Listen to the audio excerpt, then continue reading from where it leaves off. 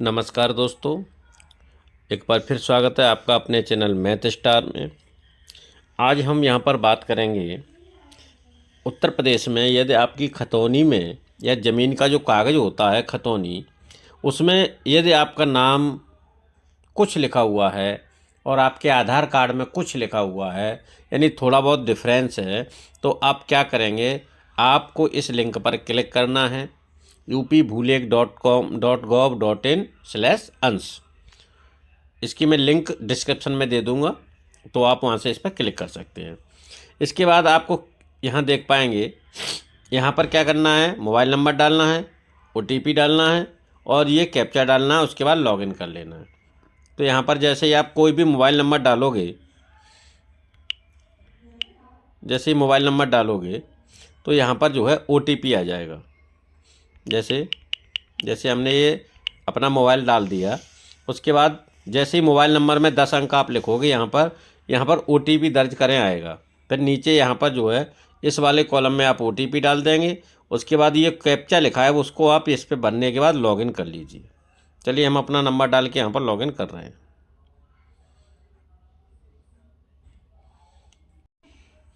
जैसे ही हम लॉगिन कर लेंगे तो इस प्रकार से हमारे जो है ये पोर्टल खुल जाएगा। यहाँ पर आप देख पा रहे हैं खतौनी में अंश संशोधन हेतु आवेदन, और यहाँ पर देख पा रहे हैं आप खतौनी में नाम संशोधन हेतु आवेदन। तो हमें क्या करना है, हमें यहाँ पर नया आवेदन करना है, ठीक है। और अगर आप पहले से आवेदन कर चुके हैं तो आपको आवेदन सूची में यहाँ पर दिख जाएगा। तो हम नया आवेदन करने पर क्लिक करेंगे। जैसे हम नया आवेदन पर क्लिक करेंगे तो यहाँ पर साइड में खुल जाएगा। जैसे यहाँ पर दिख रहा है, यहाँ पर जो है मोबाइल नंबर पहले से भरा हुआ आएगा। इसके बाद यहाँ पर जनपद चुनें, तो जनपद आपका यूपी में जो भी जनपद है आप अपना चुन लीजिए। जैसे हमारा हमीरपुर है। इसके बाद यहाँ से तहसील चुन लीजिएगा। इसके बाद यहाँ से ग्राम चुन लीजिएगा, जिस ग्राम में आपको संशोधन कराना है। जैसे यहाँ पर हमने गांव चुन लिया। गांव चुनने के बाद सुरक्षित करें और आगे बढ़े पर क्लिक करेंगे तो यहाँ पर जो है आवेदक का विवरण सुरक्षित हो गया। अब इसके बाद हमें इसमें जो है गाटा संख्या भरना है। जैसे हमारे केस में गाटा संख्या हमारा 771 है, तो हम यहाँ पर भर देंगे। इसके बाद यहाँ पर जो है इसमें से गाटा संख्या चुनना है, हम यहाँ पर क्लिक करेंगे। तो हमारे केस में क्या है कि जो हमारा गाटा संख्या 771 है तो वो 3 पार्ट में बटा हुआ है। यदि आपका 3 पार्ट में नहीं बटा होगा तो यहाँ पर एक ही ये नंबर लिख के आएगा। अब इसमें 3 गाटे हैं, तो हमारा जो गाटा है वो ये वाला है 771/3 है। तो हमें इस पर क्लिक कर देना है। जैसे हम इस पर क्लिक कर देंगे तो इस क्लिक करने के बाद अब इसमें यहाँ पर जो खातेदार हैं उन सबका नाम खुलेगा। नाम खुलने के बाद इसमें बताना है कि जो गाटा जिस व्यक्ति का नाम, जैसे ये वाला नाम सही है, ये सही है, ये सही है, हमें ये वाला नाम जो है इसमें करेक्शन करना है। तो चलिए हम इस पर क्लिक कर देते हैं और क्लिक करने के बाद में आगे बढ़ जाते हैं। अगर एक बार में नहीं खुल रहा है तो आप 2 बार में ट्राई कर सकते हैं। अब जैसे यहाँ पर हमने खोल लिया है, जैसे खातेदार का नाम यासीन खां, पिता का नाम सुल्तान, तो अब यहाँ पर नीचे आएगा वर्तमान खतौनी का विवरण। जो आपकी खतौनी है, अभी खतौनी में क्या लिखा हुआ है, खतौनी में खातेदार का नाम लिखा है यासीन खां और पिता का नाम लिखा है सुल्तान खां।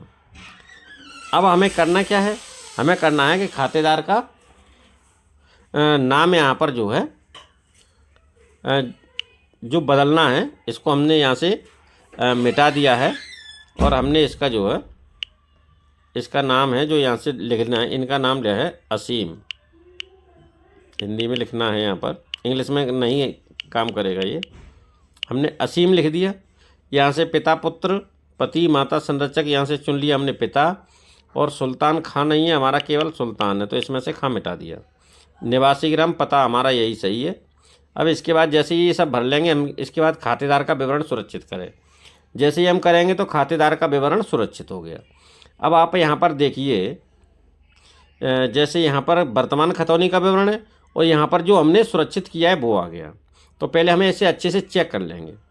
देखिए यहाँ पर जो है खातेदार का नाम हमने लिखा वो आ गया, यहाँ पर पिता आ गया और यहाँ पर सुल्तान आ गया। अब इसके बाद अगर आपको लग रहा है यहाँ पर कोई मिस्टेक हो गई, यहाँ पर हमारा नाम सुल्तान नहीं सुल्तान सिंह होता या सुल्तान खान होता या कुछ और होता, यह गलत हो गया होता, तो हमारे पास एक ऑप्शन है हटाएं। यहाँ से हटाएं, यहाँ से जब इसको हटा देंगे तो हटाने के बाद में फिर हम दोबारा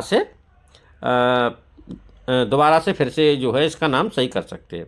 अब चूँकि हमारा नाम सही है तो अब हमें क्या करना है, अब हमें अपना आधार कार्ड लेना है और आधार कार्ड की PDF बना लेनी है। अपना जो कलर्ड वाला है आप उसका लीजिए, ओरिजिनल आधार की फ़ोटोकॉपी से काम नहीं चलेगा, ओरिजिनल आधार लीजिए, उसका मोबाइल से PDF बनाइए और उसी PDF को मोबाइल में सेव कर लीजिए।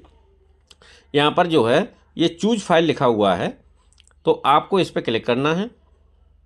क्लिक करने के बाद में आपको वही वाली फ़ाइल इसमें ढूंढ लेनी है अपने मोबाइल में। तो चूँकि हमने जो है अपनी मोबाइल ये फ़ाइल यहाँ पर सेव कर दी है सिम के नाम से, तो हम इसको क्लिक कर देंगे।